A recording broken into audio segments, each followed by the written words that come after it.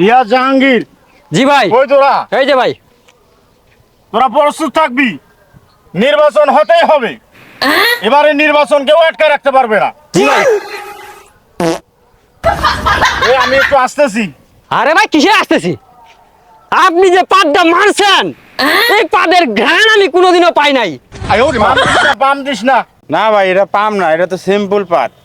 আরে ভাই এই পাদ যে দিছেন, এই পাদ যে মোটরসাইকেলের সাইলেন্সারটা আছে না, ওর চাইতেও কম শব্দ।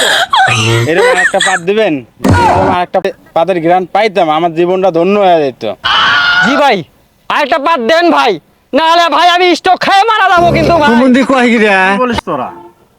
এরকম পাত তো চাইলেই হয় না, বুঝলি? প্লিজ ভাই প্লিজ। এটা ইউনিক একটা জিনিস। এটা যেমন তেমন ভাবে আসবে না, এটা হঠাৎ করে আসে। ওরে ভাই প্লিজ। তোরা যে কি বলিস রে?